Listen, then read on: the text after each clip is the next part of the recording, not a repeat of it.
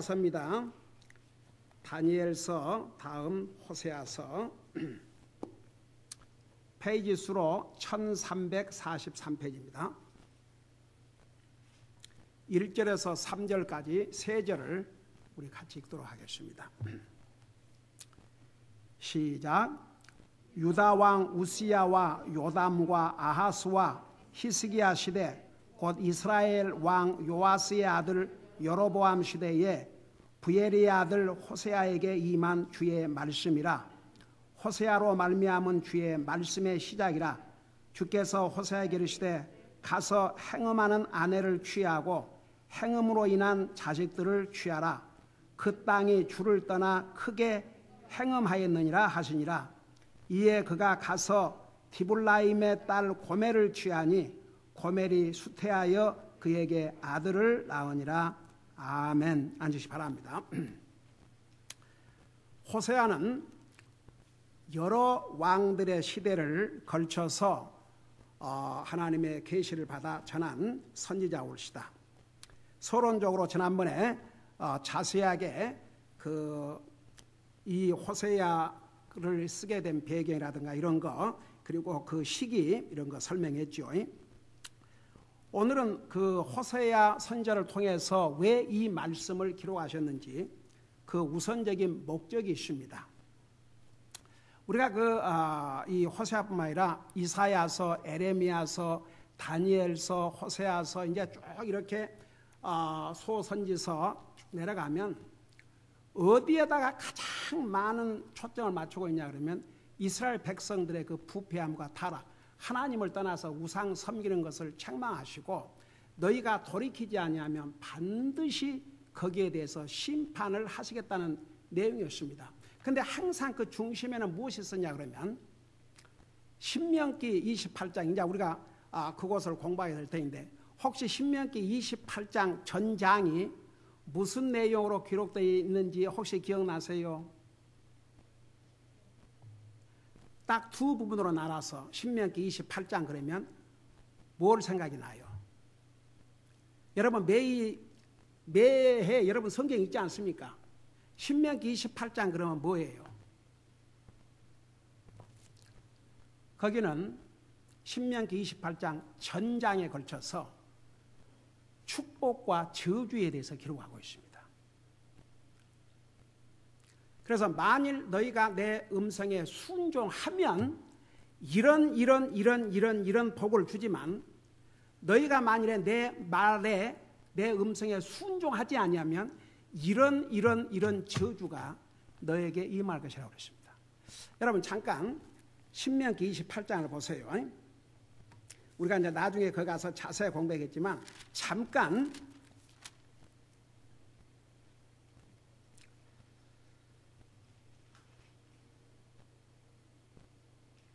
자 28장 1절에 보면 내가 주 내 하나님의 음성에 부지런히 귀를 기울이고 내가 이날 내게 명령하는 그분의 모든 명령을 지켜 행하면 주 내 하나님께서 땅의 모든 민족들 위로 너를 높이 세우리라. 내가 주 내 하나님의 음성에 귀를 기울이면 이 모든 복이 내게 임하며 너를 따라잡으리니 내가 도시에서도 복을 받고 들에서도 복을 받으며 내 몸의 열매와 내 땅의 열매와 내 가축의 열매와 내 암소의 번식과 내 양떼가 복을 받고 내 바구니와 쌓아둔 것이 복을 받으며 내가 들어와도 복을 받고 나가도 복을 받으리라. 그리고 이제 계속 나와요. 그 다음에 이제 28장 15절을 보세요. 15절에 가면 이제 너희가 내 음성에 순종하지 아니하면 어떤 저주가 임할 것인지를 말씀하고 있는데 15절 보세요. 그러나 만일 내가 주 내 하나님의 음성에 귀를 기울이지 아니하여 내가 이날 내게 명령하는 그분의 모든 명령과 법규를 지켜 행하지 아니하면 이 모든 저주가 내게 임하고 너를 따라잡으리니 내가 도시에서 저주를 받고 들에서도 저주를 받으며 내 바구니와 쌓아둔 것이 저주를 받고 내 몸의 열매와 내 땅의 열매와 내 암소의 번식과 내 양떼가 저주를 받으며 내가 들어와도 저주를 받고 나가도 저주를 받으리라. 그리고 그 밑에 보면 쭉 이제 하나님 말씀을 불순종했을 때 하나님께서 어떤 저주를 내리시는지, 이걸 이스라엘 백성들에게, 여러분 모세가 아직 할나라 가기 전에 이스라엘 백성을 모아놓고 이 내용을 전했어요. 근데 한번 결과를 보자고요. 그 결과를. 모세가 간 후 많은 세월이 지났습니다. 하나님께서 이스라엘 백성들에게 한 국가를 이루게 하시고 초대 왕 사울을 왕으로 세워주셨지 않습니까? 그것도 백성들이 원하니까 우리에게도 왕을 주소서. 그래서 그들이 원하는 왕을 하나님이 주셨어요. 근데 그 왕이 어떻게 실패를 했습니까? 하나님의 음성에 불순종했습니다. 여러분 나중에 사울이 그 구차한 변명하는 거 보세요. 제가 백성들이 두려워서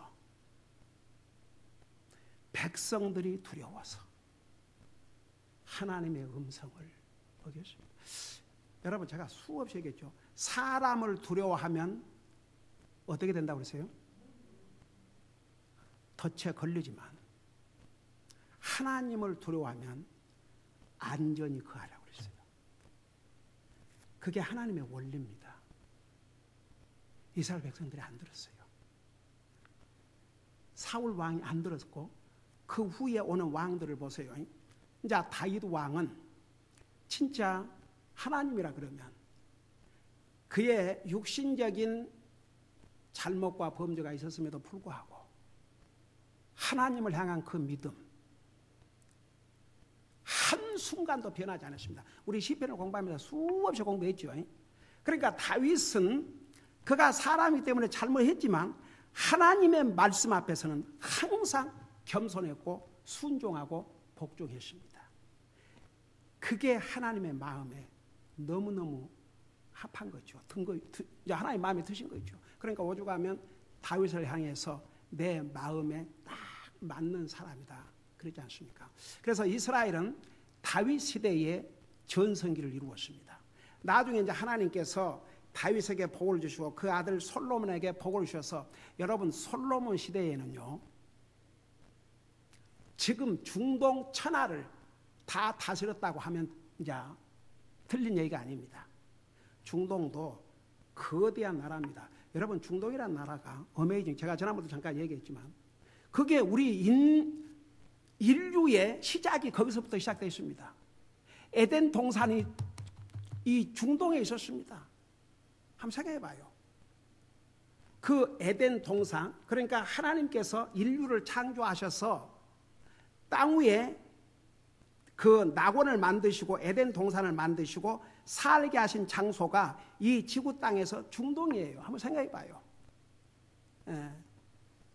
그리고 하나님께서 그 중동에 있는 가나안 땅들을 하나님께서 약속의 땅으로 주셨습니다. 우리 예수님께서 그 중동 지역으로 오셨습니다. 거기서 우리 인류를 위해서 십자가에 돌아가셨습니다. 부활하신 것도 중동입니다.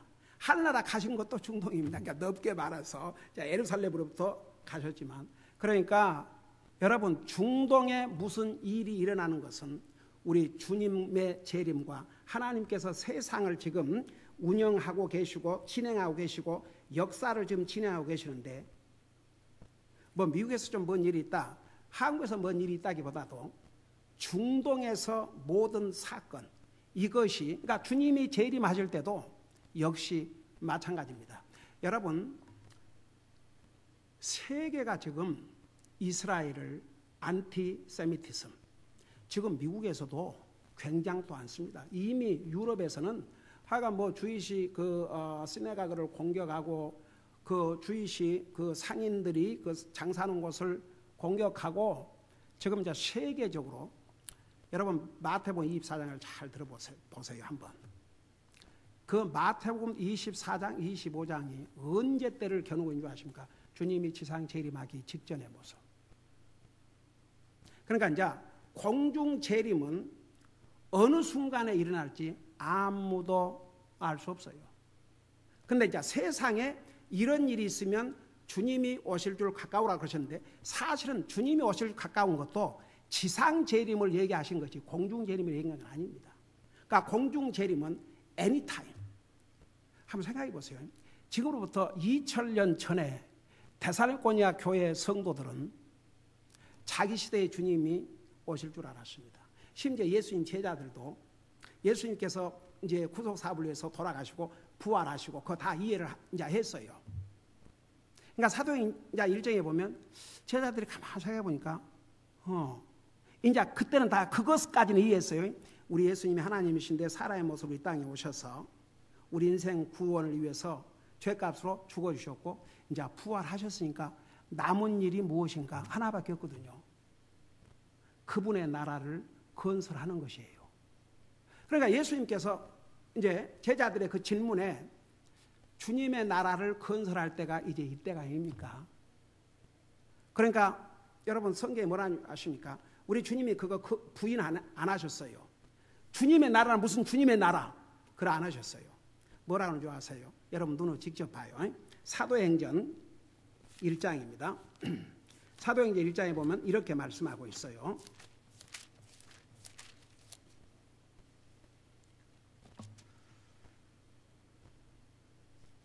육 절 보세요. 사도행전 1장 6절. 자, 거기 보면 그러므로 그들이 함께 모였을 때에 그분께 여쭈어 이르되 주여 주께서 이때의 그 왕국을 이스라엘에게 다시 회복시켜 주시고자 하시나이까 하면 이게 뭐냐면 여러분 주님께서 이 땅에 지금 오셨을 때 이스라엘 나라가 독립된 국가였어요? 아니면 로마의 속국이었어요? 로마의 속국이었어요. 그러니까 이스라엘 나라를 회복한다는 것은 지금 그 순간에 로마로부터 독립을 얘기한 게 아니고 진짜 주님이 이 땅에서 왕국을 이제 세울 것을 얘기를 했거든요. 미리. 근데 그 시기가 이제 아닌 거죠. 그러나 예수님의 제자들을 입장에서 볼 때는 주님께서 이제 우리 인생을 구원하기 위해서 사람의 몸으로 이 땅에 오셨고 십자가에 죽으셨고 이제 부활하셨으니까 나머지는 하나님의 왕국을 세우시는 것입니다. 그래서 이제 이렇게 질문했죠. 그러니까 뭐라 했어요? 예수님께서 7절 봐요.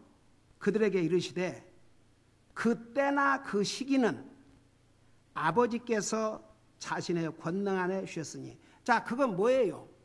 그 왕국을 세우신다는 거예요? 안 세우신다는 거예요? 근데 그 시기와 때가 너희가 알 바 아니라 그랬어요.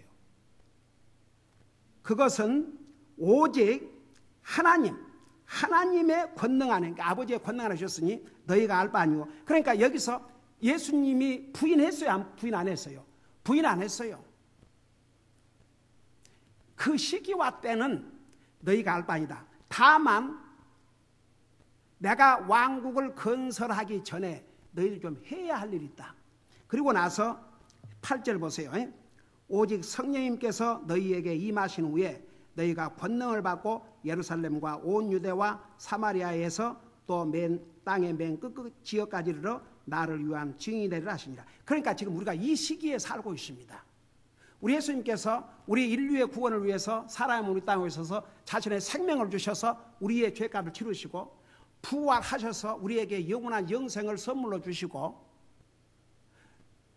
이제 남은 것은 진짜 그분의 왕국을 세우시는 거예요. 그러니까 제자들로서는 당연한 질문이죠. 이제는 뭐가 남았는가? 그런데 예수님께서 절대 부인 안 했습니다. 왕국은 무슨 왕국이냐? 그걸 안 했어요. 그 시기와 때는 너희 알 바 아니다. 아버지께서 때가 되면 왕국을 이루시지만 그 사이에 우리가 해야 할 일이 있다.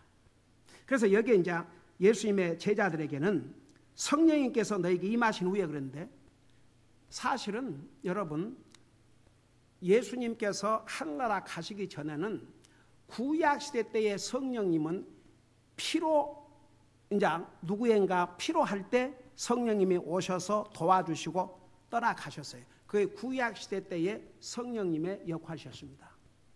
그런데 신약시대는 예수님께서 이렇게 약속하셨죠.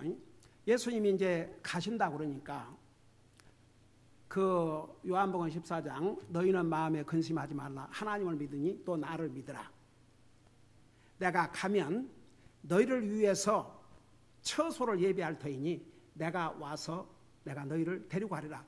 근데 왜 이제 그 위로를 했냐 그러면 주님께서 이제 십자가의 죽으심과 이 세상을 당분간 떠날 것을 미리 알려주셨거든요. 그 다음에 이제 요한복음 15장, 16장, 17장 이게 쭉 가면은 무슨 약속을 했냐 그러면 내가 가도 염려하지 마라.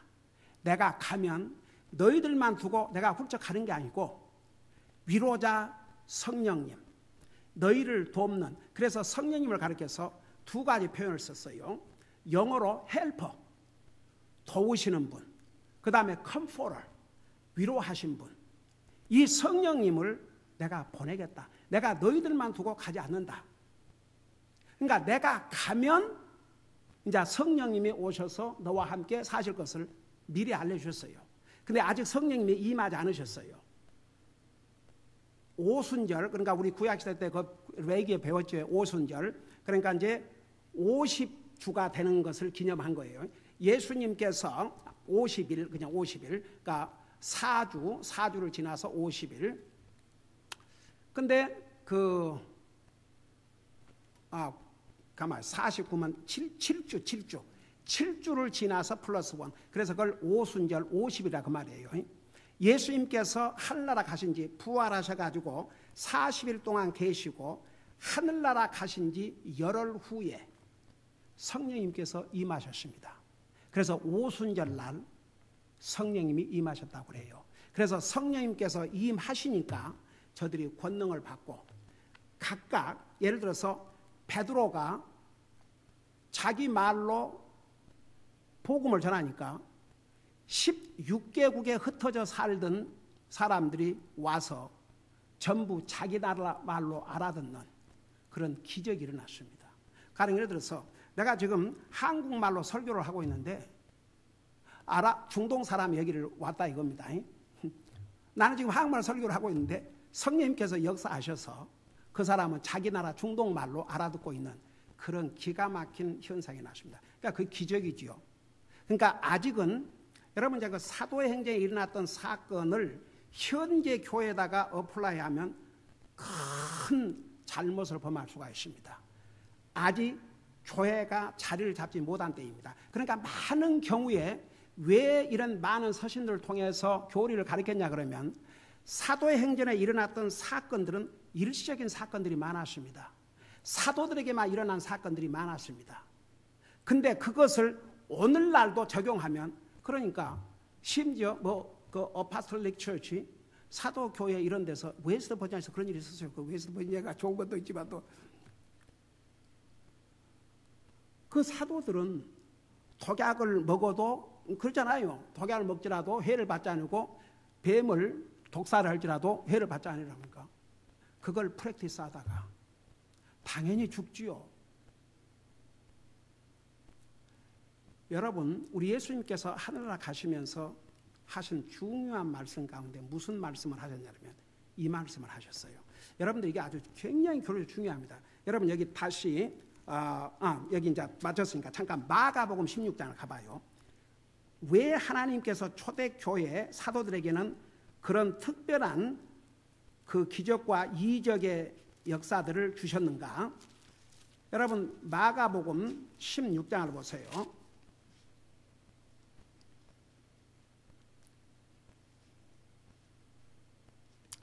마가복음 16장 19절부터 여기 보니까 이렇게 19절 97페이지입니다. 19절부터 보면 이렇게 주께서 그들에게 말씀하신 뒤에 하늘로 올려져서 영접을 받으시고 하나님 오른편에 앉으시니라. 20절 그들이 나가서 그러니까 예수님의 제자들과 예수님을 믿는 이제 성도들이 나가서 모든 곳에서 복음을 선포하며 주께서 그들과 함께 일하시며 복음을 전하는 그들과 함께 일하시며 그 다음에 보세요. 따르는 표적들로 말씀을 확증해 주시니라. 자, 이 말이 무슨 말이냐? 표적들로 말씀을 확증해 주셨다. 그런 말이 그 말이 무슨 잘 들어봤어요. 여러분, 제가 지금은 이렇게 성경을 딱 가지고 성경 어디에서 이렇게 말씀하고 있습니다. 그것을 제가 이제 여러분들에게 쉽게 설명을 해주는 것이죠.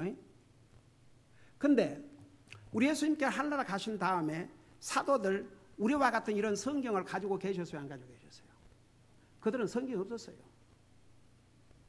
그러니까 그들이 가서 복음을 전하는데 성령님께서 이제 역사해 주시는 거죠.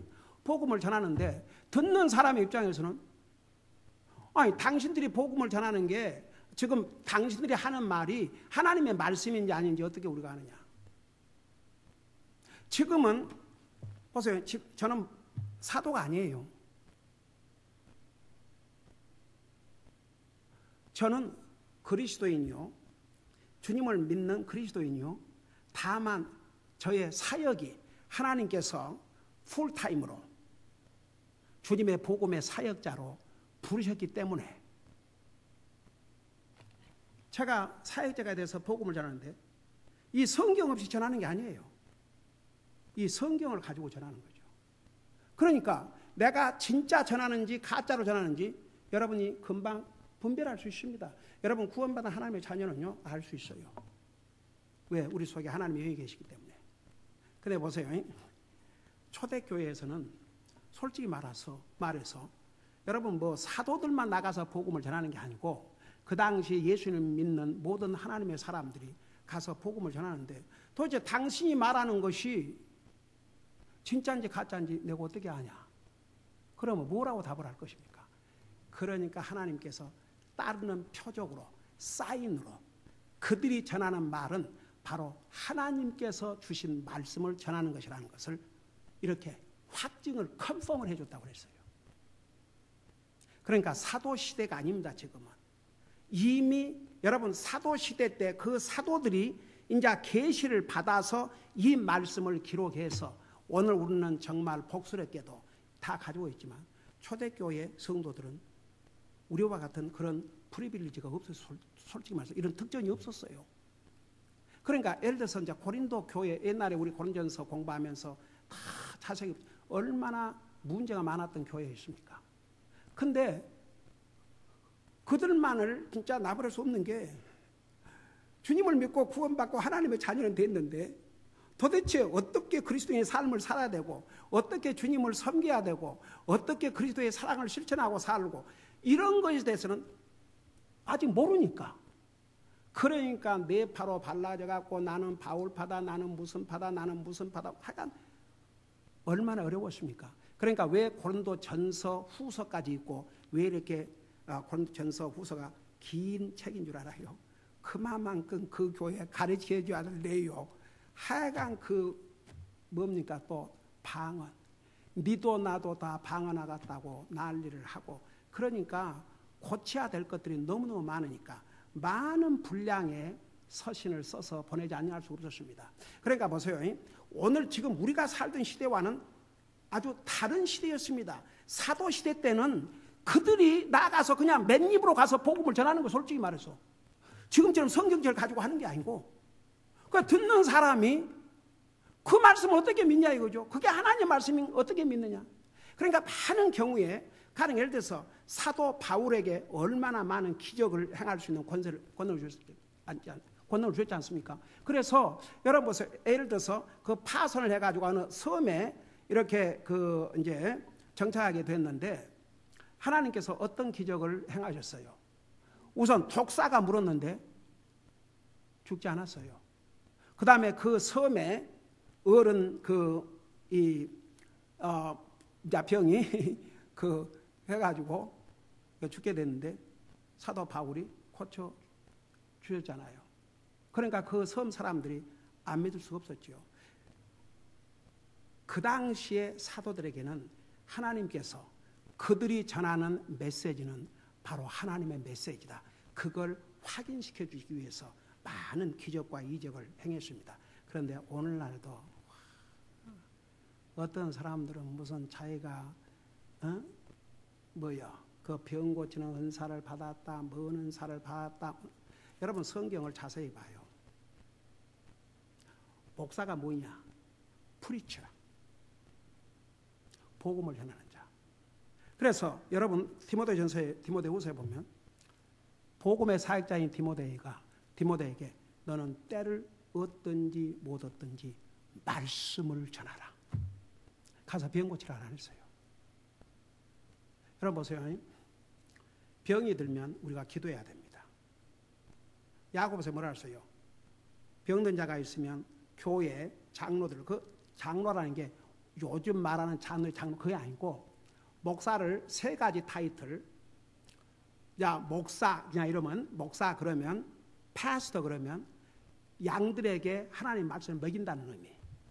그 다음에 감독 그럴 때는 성도들의 영적인 삶을 감독한다는 의미. 그 다음에 장로 그러면 좀 나이가 든 경험 있는 목사를 도리어 장로라고 했어요. 성도들을 영적으로 인도해 준다. 그래서 사도 요한이 나중에 자기를 뭐라 그랬어요? 나 장로는 그렇게 표현했습니다. 베드로도 마찬가지고. 요즘 무슨 장로교회 장로 그거 말고 쉽게 말하면 주의 종을 초청해서 기도하라고. 그러니까 우리가 병든 자가 있으면 기도해야 돼요. 여러분 보세요. 누가 손을 얹는다고? No. 만일 그런 은사를 누구에게 진짜 사도시처럼 주셨다면 그 사람 데리고 환자한테 가서 손 얹으면 다 나아야 돼요. 여러분 성경을 다시 한번 읽어보세요. 예수님께서 상대방의 믿음을 칭찬한 내용이 몇 가지 있지만 수 없는 곳에서 하나님께서 병든 자를, 주님이 병든 자를 다 치료해 주셨다고 그랬어요. 치료받기를 원하고 오는 사람들은 다 치료해 주셨어요. 그들에게 믿음의 조건을 써 믿으면 고쳐주겠다. 그걸 안 하셨어요. 그러니까 여러분 보세요. 지금은 어떤 그런 기적을 봐야 믿는다 그러면 더 이상 믿음이 아니에요. 믿음이 뭔지 아세요? 믿음이 뭐예요? 에? 더 정확하게 하나님 말씀을 믿는 게 믿음이에요. 믿음은 들음에서 나며 들음은 그리스도의 말씀이라. 이게 우리 믿음의 소스예요. 소스. 하나님 말씀이 없이는 우리는 아무것도 알 수 없습니다. 하나님 말씀을 믿지 않고 절대 예수님을 믿을 수 없습니다.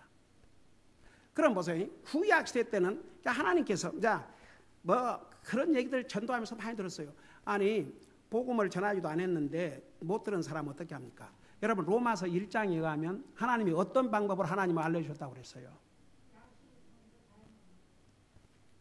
양심을 통해서 자연 만물을 통해서 하나님을 알려주셨기 때문에 이 성경 없이도 하나님을 알 수 있는 방법을 가르쳐 주셨어요. 아니 그렇게 따지면 아브라함이 성경이 있었어요? 없었어요? 없었어요? 있었어요? 모세경도 없었어요. 근데 그들을 믿었어요? 안 믿었어요? 하나님을 믿었어요. 그러니까 그 시대와 지금 시대, 그러니까 하나님의 그 리콰이어먼트가 달라요. 요구하는 것이. 여러분 사도행전 16장에 가보면 지나간 일에는 하나님께서 그러니까 보세요. 지금은 우리에게 하나님 말씀까지 더해 주셔가지고 본인이 믿으려고 하면 얼마나 쉽습니까? 근데 이 성경이 없을 때는 없었던 시대에 그 양심과 자연 만물을 통해서 하나님을 알려주셨기 때문에 아무도 하나님 몰라서 못 믿다 할 수 없다는 그게 하나님의 말씀에 그게 하나님의 답이에요. 그걸 이제 이 하나님 기록된 말씀을 통해서 답을 주신 거죠. 그래서 보세요. 믿음이라는 게 뭐냐 그러면 하나님 말씀. 왜 복음을 전한 줄 아세요? 말씀을 전해야 믿고 구원받으니까. 근데 초대교회 때는 이게 없었어요. 성경이. 그러니까 사도들이 그때 성령님의 감동을 받아 말씀을 전하는데 그 말씀이 과연 하나님의 말씀인가를 확인해 주시기 위해서 우리 예수님이 하늘나라 가셔서 무슨 일을 하셨다고 그랬어요? 그들과 함께 일하시며 따르는 표적으로 그들이 전한 말이 하나님의 말씀인 것을 확증해 주셨다고 그랬습니다. 우리 기적 필요해요? 안 필요해요? 하나님을 믿는데 지금 시대는 필요 없어요. 이 말씀이 있기 때문에. 그러니까 여러분 그 누가복음 19장에서 여러분 그 지옥 간 그 부자가 아브라함에게 내 형제 5 있으니 그들에게 아브라함을 살려 보내십시오. 그러면 믿을 겁니다. 그러니까 이 사람 생각에는 죽은 나사로가 살아가면 그 형제들 다 믿을 줄 알았어요. 그게 사람의 생각이에요. 근데 하나님께서는 뭐라고 답을 하고 계셔요? 모세와 선지자의 말을 믿지 아니하면, 성경을 얘기하고 있어요. 죽은 자가 살아가서 얘기를 해도 결국 믿지 않을 것이라고 했어요. 그러니까 지금도 기적을 찾는다 그러면, 기적을 보여줘야 믿는다 그러면 그 믿음 얼마나 갈 것 같습니까? 잠깐 호기심, 놀라움, 그렇네? 그러지만 금방 시들어져 버려요. 이 하나님의 말씀을 듣고 그 믿음 위에 세워져야 그 믿음은 흔들리지 않습니다. 그러니까 보세요, 이제. 자, 그러니까 호세아서를 기록해 주신 근본적인 목적은 이거예요. 하나님의 말씀에 순종해라. 그렇지 아니하면 결국 저주를 받게 된다. 그 저주가 뭐냐? 하나님의 심판을 받아 이렇게 기름진 땅을 빼앗기게 될 것이다. 포로로 잡혀갈 것이다. 그리고 거기에서 나라 없는 백성으로 또 돌아다니고 저주받은 백성으로 돌아다닐 것이다. 그것을 경고해 주시기 위해서. 근데 이 호세아 선지자가 전한 이 메시지를 듣고 이스라엘 백성들이 회개했어요, 안 했어요? 회개 안 했어요. 결국은 망했지요. 그 망한 기간을 한번 보세요. 참 몇천 년을. 여러분 어떻게 보면 그 한국 역사를 보면 참 재밌어요. 한국의 5,000년 역사라고 하는데 한국처럼 외부의 공격을 많이 받은 나라도 참 드물다고 합니다. 이제 중국도 그냥 그냥 거기를 다 밀고 나와야 그냥 그 대륙을 다, 아시아 대륙을, 한반도를 다 먹어야 되겠는데 이게 한국이 잘 안 되거든요. 그러니까 보세요. 역사를 보면 중국에 얼마나 많은 황제들이 한국을 무너뜨리려고 했어요. 근데 거의 지금 저 우쪽 북쪽에 의해서 다 남쪽까지 내려오지도 못하고 뭐 한두 번 내려왔다가 다 망하고 돌아가고, 그 뭐 수나라 황제는 자기가 왕 된 게 한국을 잡아 없애버린 것, 자기 땅으로 만드는 것이 자기가 황제가 된, 얼마나 많은 전쟁을 벌여왔습니까? 나중에 결국은 그 전쟁으로 말미암아 자기가 망한 꼴이 됐죠. 그래서 수나라가 망하고 다음 이제 또 황제가 나타나죠. 하여튼 중국 얼마나 한국을 괴롭혀 왔습니까? 그래도 보세요. 그리고 일본 36년 동안이나 한국을 짓밟았지 않았습니까? 근데 한국 몇백 년, 몇천 년 나라를 잃은 적이 없어요.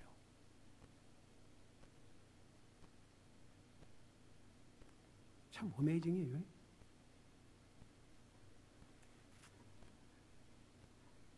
난 그래도 우리 하나님께서 한국을 참 사랑하시고 불쌍히 여긴다고 생각합니다. 왜냐하면 옛날 그 일제시대 때에 얼마나 많은 한국의 하나님 믿는 사람들이 목숨을 걸고 신사참배 거부하고 감옥에 끌려갔습니까? 뭐 멀리 갈 것도 없이 제 어머니도 그 중에 한 사람이었으니까. 그리고 어떤 외국인 크리스찬이 그런 얘기를 했어요. 그 한국이라는 나라는 참 특별한 나라인데, 특별히 영적인 면에서 새벽마다 교회가 모여서 기도하는 것은 세계 역사에 유례가 없는 일이다. 크리스천 역사에. 여러분, 제가 이제 한국 교회에 참 많은 잘못들, 더더구나 영혼을 구령하지 않는 것은, 이것은 정말 교회가 해야 될 가장 중요한 것을 안 하는 거.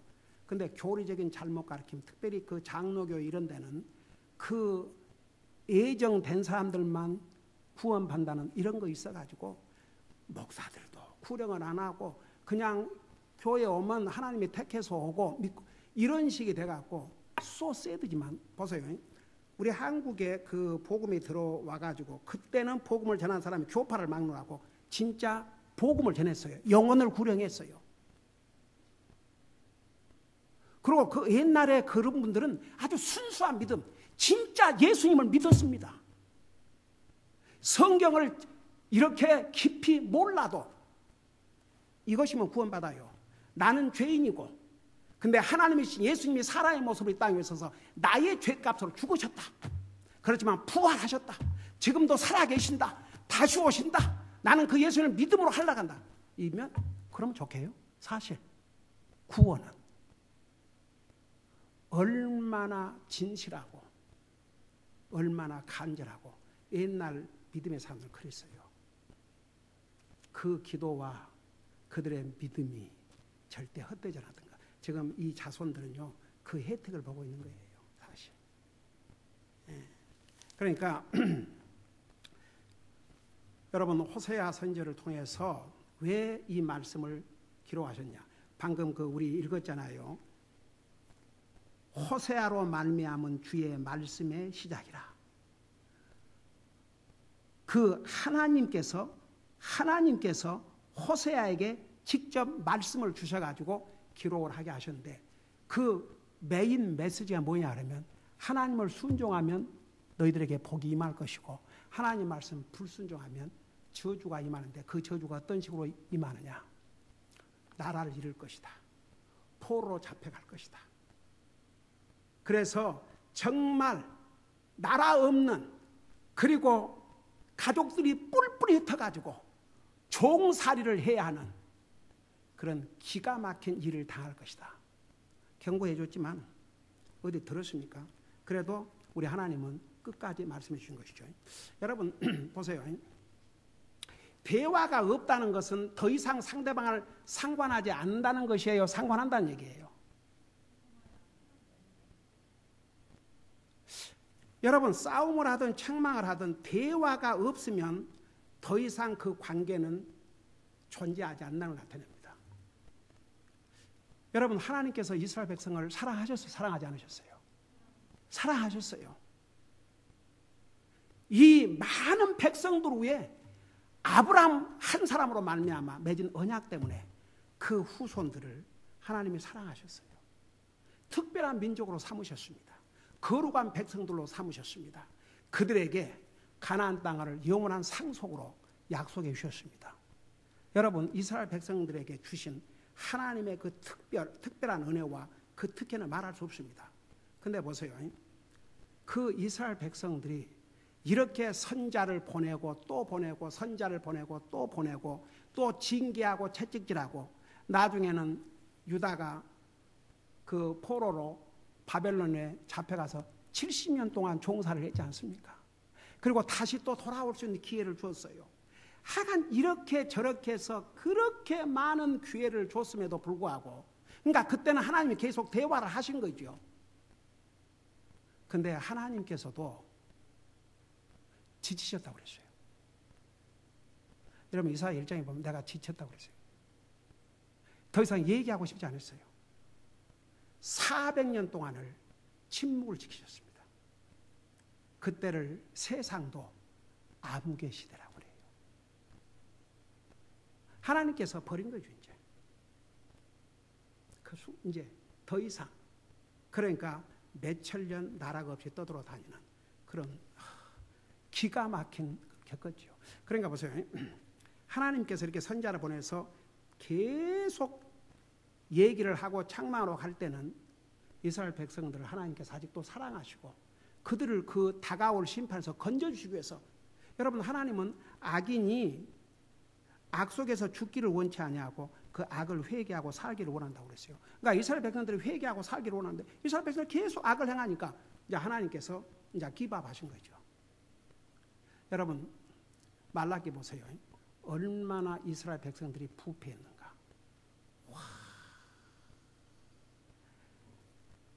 증거, 절름발이, 눈먼 장녀,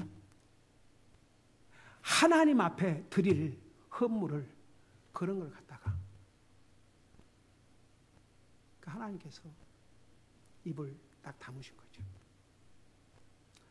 여러분, 우리가 서로 가족끼리도 때로는 뭐 나무랄 때도 있고 책망할 때도 있고 싸울 때도 있고 분쟁할 때도 있고 그럴 수 있어요.